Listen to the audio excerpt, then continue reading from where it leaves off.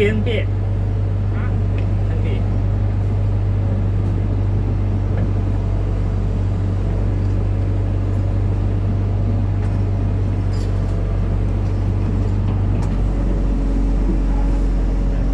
สวัสดีครับสวัสดีเพื่อนชาว YouTube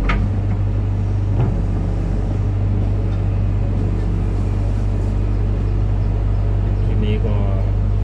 จะพามาดูวิธีการเอาท่อเข้าท่อพัก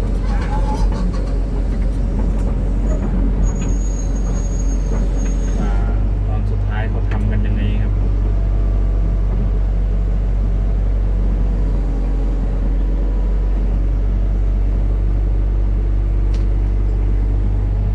ก็จะเสียบเข้าไปไว้ก่อนนะครับเอาเข้าไปเลิกๆเลย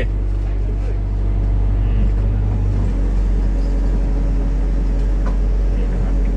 ก็จะเว้นไว้หนึ่งท่อครับ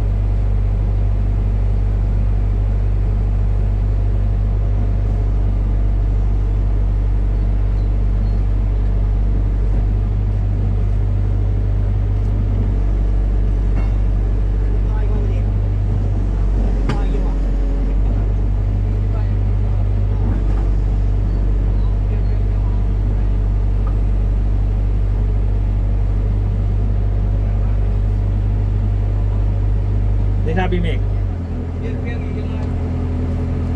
จับไม่หัวมันเข่าเลยนั่นจับไม่หัวตัวนี้มันเข่าเลยนั่นอันบ่ถึงดอกบ่ต้องย่าน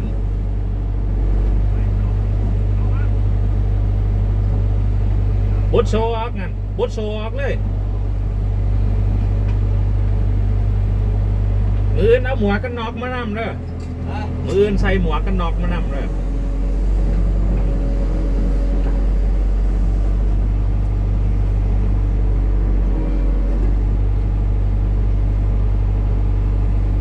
ปอป้าออกเบิ้งอ่ะ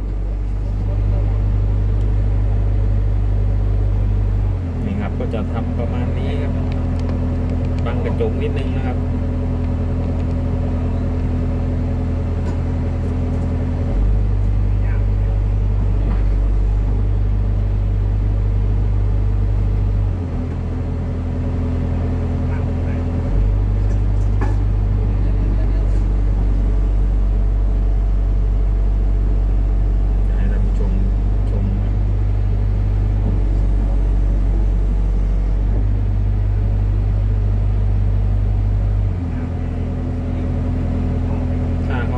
ฝั่งนู้นมันจะออกได้เลยนะครับเพราะว่าผมบุยเบนก็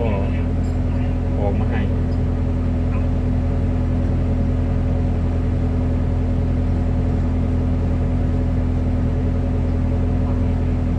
มันต้องเอาออกฟังนั่นน่ะมันต้องเอาออกฟังพุ่นเอาออกทางพุ่น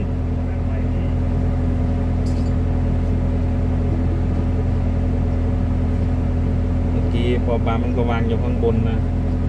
ถ้าไม่ให้มันล่วงลงมามันก็จะกะไม่หนักนะครับไม่หนักเท่าไหร่นะ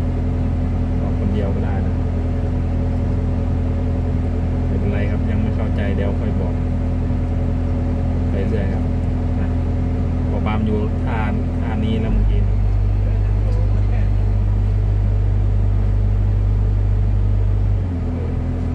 ครับเพราะว่าผมเบนท่อมาให้ฝั่งนี้นั่นไงมันก็ออกได้ครับ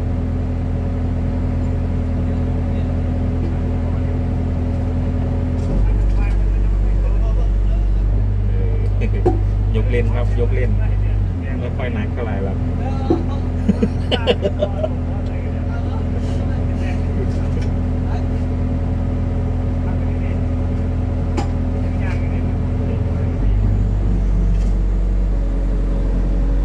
เอาขอใส่แควก็ได้น่ะ